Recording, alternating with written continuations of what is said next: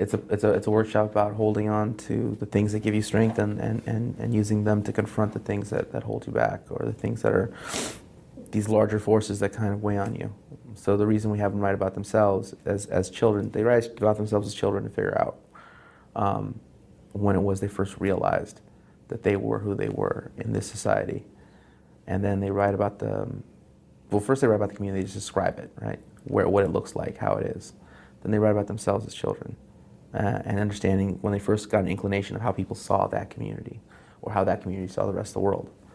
Then they write about their parents, and how their parents were shaped by those same forces, or what forces they were shaped by.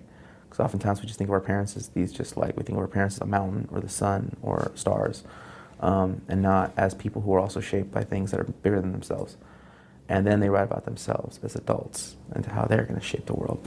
And that's what I had them do. And before each person reads a poem, I have the next person comment on what they enjoyed about the previous person's poem. Okay, so this poem is a poem from Los Angeles, California, just like me. It's called Lorena. Los Angeles full of abuelas raised grandkids in Spanglish under the watchful eye of Cuauhtémoc, the Virgin Jesus. Like a village out of a duplex raised Catholic, but the roots are indigenous. Several generations of family extension all growing one plot.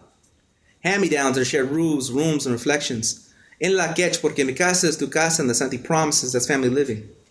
That's palabra. So light a candle. Burn some sage, pick your saints and set your altar. The sign of the cross, the sound of the conch, and prayers lift to the four directions. That's culture, not contradiction. Folks in the back, they fight for a living. Fight for 15, hail from the rowdy section at Dodger Stadium, but their hearts still burn with the fire from that Chavez ravine, and here is home of Lorena. At 54 cents on the dollar, America's most exploited worker. Neglected, disrespected, underrepresented, presumed incompetent. If she lives life as expected, she will label statistic. If she managed to outpace them, threaten, they will blame affirmative action, but either way, they will not see her. They will demand her labor paid and unpaid smiling, her eyes humble and her mouth silent. Lady of the River. Cities past, present, and future, the Queen of Angels.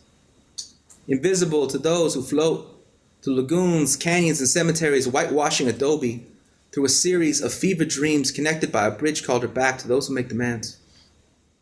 To the stories told to bury the past, to the ones that serve to remind her that she works for them, that she is lucky to even have a job here in el pueblo de Nuestra Señora la Reina de los Ángeles de Rio por Cinco La, or as they like to call it, La La Land. In the 1780s, we built a pueblo.